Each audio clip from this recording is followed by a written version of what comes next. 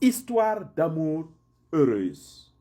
Je te raconte l'histoire de Sophie et de David. Ils se sont croisés dans un café alors qu'ils lisaient tous les deux le même livre. Leur amour pour la littérature les a rapprochés, mais c'est leur sens de l'humour et leur capacité à rire ensemble qui a scellé leur relation. Ce qui rend leur histoire si heureuse, c'est leur capacité et leur complicité à trouver de la joie dans les petites choses de la vie. Ils savent que l'amour est aussi fait de moments simples et de rires partagés. Alors, il existe de tant de façons créatives dont les gens se rencontrent, comme dans un café, à travers des amis, dans un lieu de culte, ou au cours d'un voyage, ou même en ligne.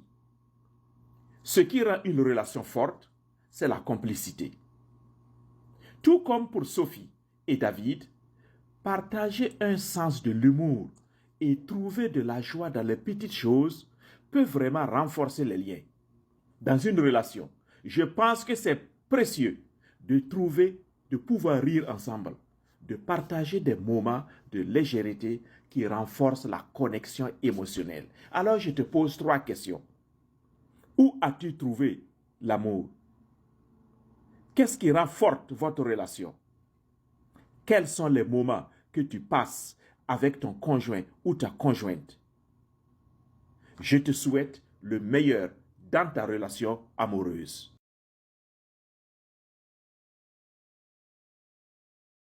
En attendant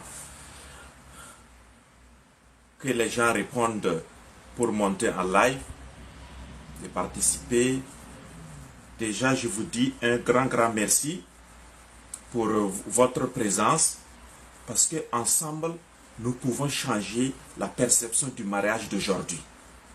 C'est ensemble qu'on peut le faire. Changer la perception du mariage d'aujourd'hui et ramener vraiment l'essence de l'amour et de la connexion dans les célébrations. Oui, nous pouvons bien le faire. Mais c'est ensemble. Comme je dis, changer la perception des mariages d'aujourd'hui. Et ramener vraiment et amener les gens à l'essentiel. L'essentiel, comme je l'ai dit, l'essentiel c'est l'amour, c'est la connexion, c'est l'engagement réel, c'est la fidélité, c'est la maturité, etc.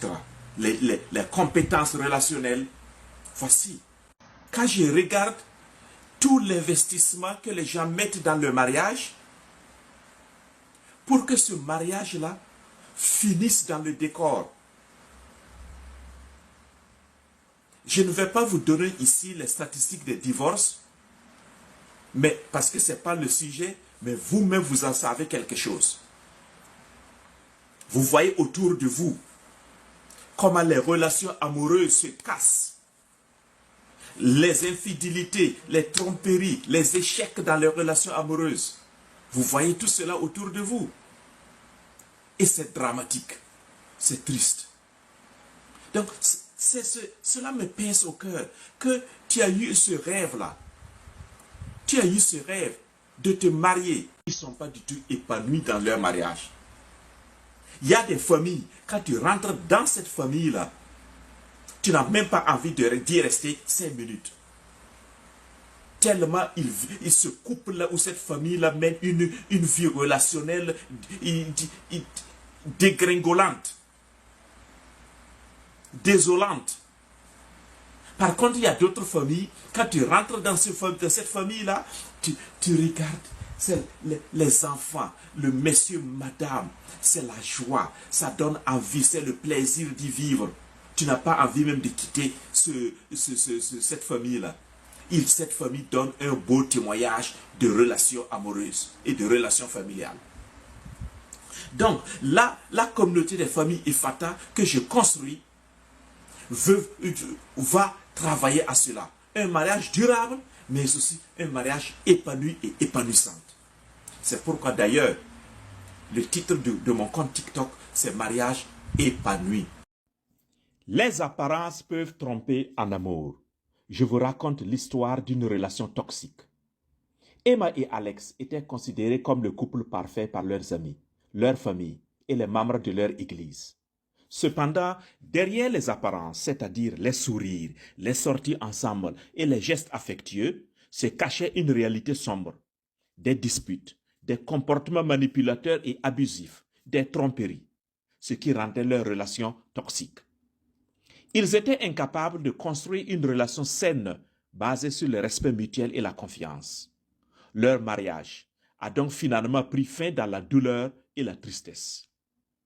L'histoire de Emma et Alex nous rappelle que même les apparences les plus parfaites peuvent cacher des réalités sombres. Si vous vous sentez piégé dans une relation toxique, il est important de chercher de l'aide. Vous n'êtes pas seul. Parlez-en avec un professionnel qui va vous aider à vous reconstruire. Si vous avez besoin de l'aide, contactez-nous. Et à travers le diagnostic de votre relation amoureuse, vous allez réapprendre la communication efficace, la résolution constructive des conflits, la connexion émotionnelle, etc. Retenez ceci, il y a toujours de la lumière après l'obscurité. Ne perdez jamais espoir.